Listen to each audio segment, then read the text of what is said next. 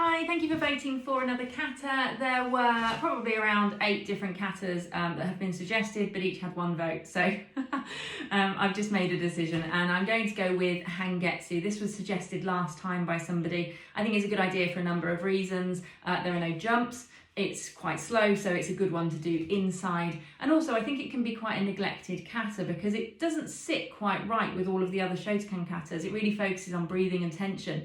And sometimes it doesn't look as pretty as the other katas, which some might pick for a competition or something like that. So in our syllabus, we have to do Hangetsu for first kyu, so the third of the brown belts, and it is then repeated at second dan. Now the pattern of the kata, of course, will be exactly the same when you're a first kyu and when you're a second dan, but there is a huge difference in the way the kata should be performed between those 2 grades because you're looking at around about 3 years of training, which is essentially how long it takes you to get to black belt. So you know you've been training for double the amount of time. You should be performing this kata much better at second dan.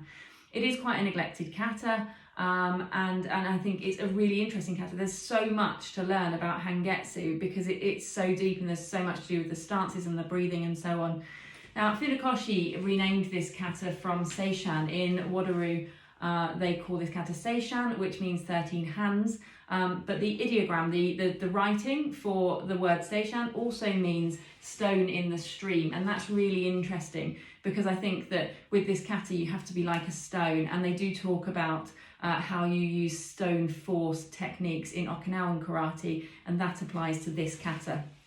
In Shotokan, Hangetsu, meaning crescent moon, and it's probably because of the way you step between your stance. You step in that crescent moon, and also the stance in itself is a bit like a crescent moon. Lots of different reasons, but this kata is called Hangetsu. There are only 3 stances in this kata.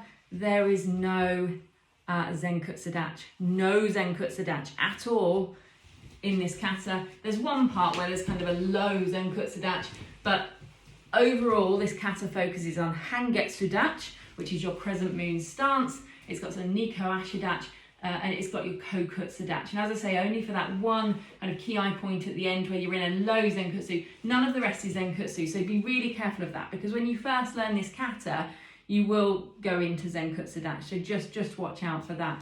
Now the stance, Hangetsudachi, step forward. So shoulder width apart, it's just short of 2 shoulder widths in length. So the same as Kibidachi.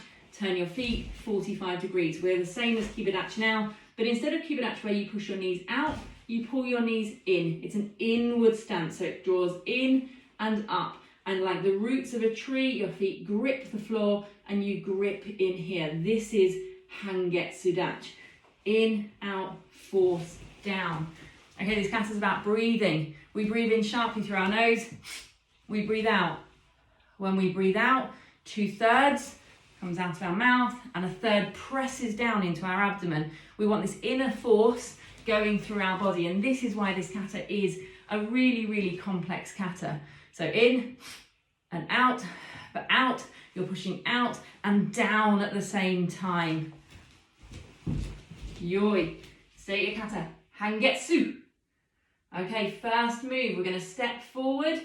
Our right hand comes up. We're just going to do an uchi uryuki, but it's really slow. Left hand comes up. Right hand comes up. Left hand comes underneath for your uchi uryuki, fist closed, sinking in and out. And it's 1, 2, 3, 4.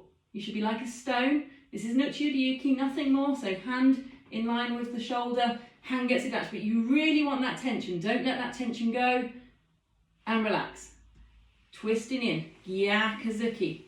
And forward. Twisting in. Don't let this come round too much. Keeping this. Remember those roots of a tree, they can't move. They're really strong in the floor. Here. And yame. So once more. Sink. Prepare. Block. 1, 2, 3, 4. Tense. Nothing should be able to move you now. Nothing should be able to move this arm. And twist in. Gyakuzuki.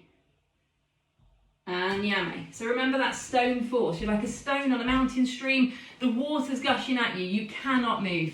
So practice that first move and we'll move on. There's so much in that though, so don't just go and we're done. Really think about the stance, the tension, the power. Relax and again go. So the breathing in and out, but pushing a third down, 2/3 out, and yame.